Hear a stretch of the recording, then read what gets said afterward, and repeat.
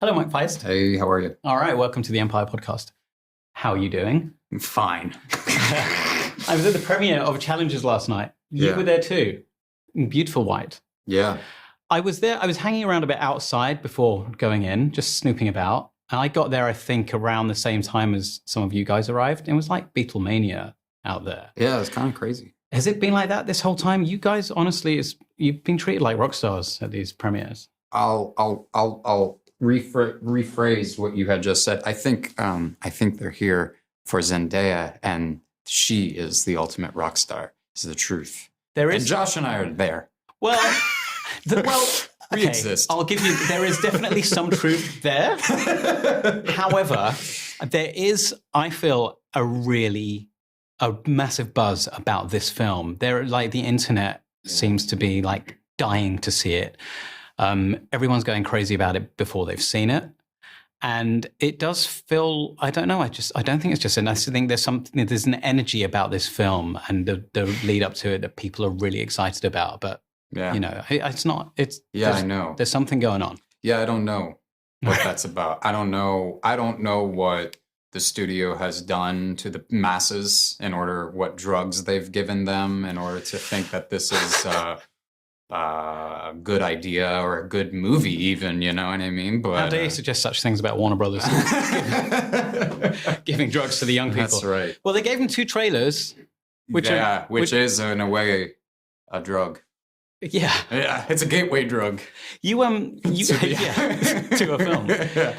You watched it last night, right? I did. Because I was a few rows up from you guys.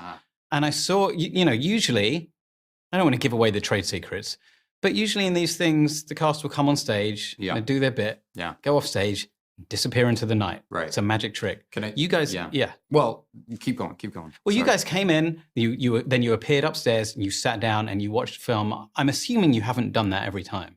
No. But last night in London, you wanted to see it again? I'll be honest with you. My father passed away in December. Sorry to hear it. Thank you. My grandfather then passed away 3 weeks prior. And it's my grandmother and my mother. And the studio was really kind. And talking to my grandmother during that difficult time, just giving her something to kind of like look forward to, just asking her, hey, what do you want to do? She's like, because I was on the West End last summer. Yeah. And I was in London, and she didn't get the opportunity to come out and see. Yeah. And it kind of ate at her. And so she said, I really would love to go to London. And the studio was very kind. And they flew both my mother and my grandmother to London to be at the premiere. Wow. So I sat down with my family for them and let them just enjoy the night. Otherwise, I absolutely would have not stayed and watched the film. But, sometimes it's not about me.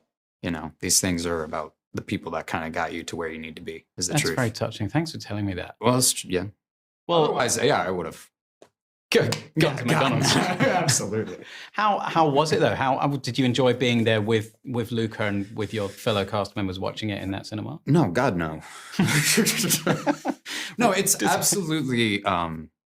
it really is the most agonizing thing, is to watch your own movies. Well, especially this one, I imagine. I mean, look, first shot is a close-up of you with sweat dripping off your face. Yeah.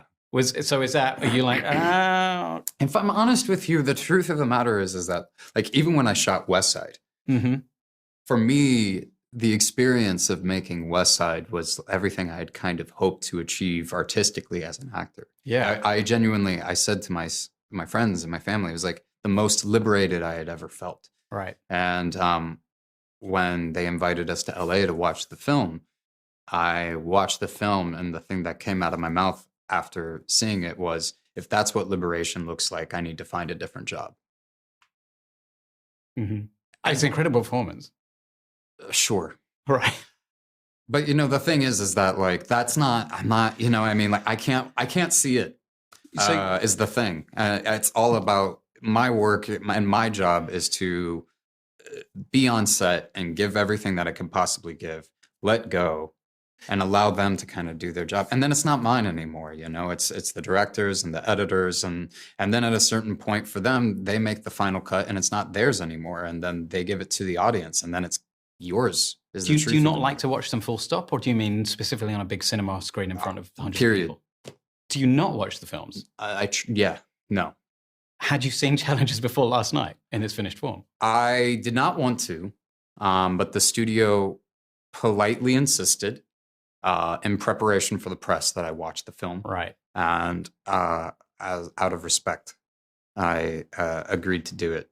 Because it had been 2 years since we had shot it, and it was nice to familiarize myself with the story and everything. But otherwise, I really, really, it's honestly the last thing that I want to do, because as an actor, the truth of the matter is that you have to let all inhibitions kind of let go.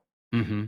And if you have this kind of thing in the back of your head of you're like watching yourself, then you're automatically censoring yourself. And then you're not actually doing the thing. You're kind of like self-editing or monitoring in the process.